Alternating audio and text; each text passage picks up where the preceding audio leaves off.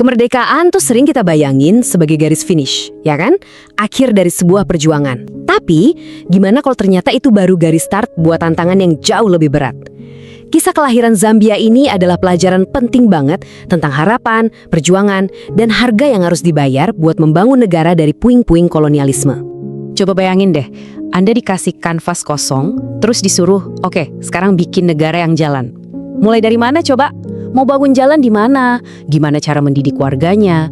Nah, ini pertanyaan-pertanyaan fundamental yang harus dijawab Zambia waktu mereka memulai segalanya benar-benar dari nol.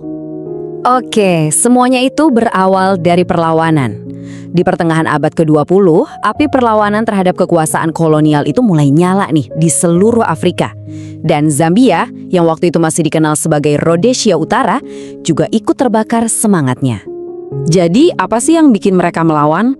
Ya karena ketidakadilan yang udah dalam banget. Kekayaan alam mereka, terutama tembaga, itu dikeruk abis-abisan buat keuntungan orang luar. Di sisi lain, rakyatnya sendiri menghadapi diskriminasi politik dan ekonomi. Tapi, ada satu pemicu penting. Munculnya generasi baru yang terdidik. Mereka mulai mikir, loh, kok bisa kekayaan tanah kita sendiri malah nggak kita nikmatin? Nah, disinilah letak ironisnya.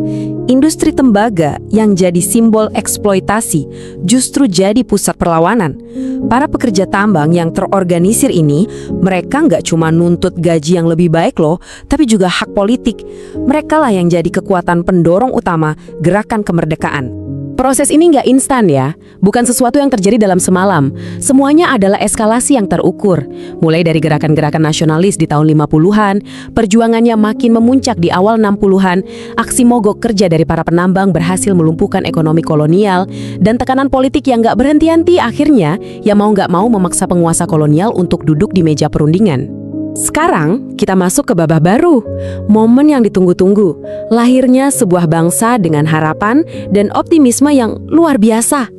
Dan akhirnya, tanggal 24 Oktober 1964, boom, Zambia resmi merdeka. Ini momen yang sangat bersejarah, penuh dengan janji masa depan yang lebih cerah. Sebuah masa depan di mana nasib bangsa akhirnya berada di tangan rakyatnya sendiri. Pemerintah yang baru ini udah punya rencana, udah punya cetak biru yang jelas. Pertama, mereka mau ambil alih kontrol atas kekayaan tembaga, mengubahnya dari sumber eksploitasi jadi mesin pembangunan. Terus, uangnya ini bakal dipakai buat bangun infrastruktur vital. Dan yang paling penting, melayani rakyat lewat pendidikan dan layanan kesehatan gratis. Semangat zaman itu tuh kayaknya bisa dirangkum dengan sempurna dalam satu kalimat ini. Ada keyakinan yang begitu kuat bahwa dengan sumber daya alam yang melimpah, semua masalah pasti bisa diatasi dan kemakmuran bisa diraih. Tapi, ya seperti yang sering terjadi dalam sejarah kan, euforia itu nggak bertahan lama. Realitas yang jauh lebih rumit dan menantang mulai datang menghampiri. Euforia kemerdekaan itu dengan cepat berhadapan dengan kenyataan pahit. Janji kemakmuran nasional terbentur ada fakta bahwa ekonomi mereka sangat bergantung pada tembaga. Keinginan untuk berdaulat penuh berbenturan dengan warisan institusi dan birokrasi yang lemah. Dan dukungan Zambia untuk gerakan pembebasan di negara tetangga malah membuat tekanan geopolitik yang sangat berat. Nah ini dia nih jantung masalahnya. Bayangin aja, hampir 90% ekonomi Zambia itu bergantung cuma sama satu komoditas, tembaga. Itu kayak bangun gedung pencakar langit, tapi pondasinya cuma satu tiang. Selama harga tembaga dunia lagi tinggi, negara makmur. Tapi begitu harganya anjlok, seluruh fondasi ekonomi negara bisa langsung goyah. Jadi, poin kuncinya di sini adalah kemerdekaan politik itu bukan kayak tombol on-off. Zambia harus bangun birokrasi, sistem hukum, dan kebijakan ekonomi dari nol. Di saat yang bersamaan, mereka juga harus belajar mengelola industri tembaga yang baru mereka miliki, sambil menghadapi isolasi ekonomi dari tetangga-tetangganya. Ini benar-benar perfect storm, badai yang sempurna.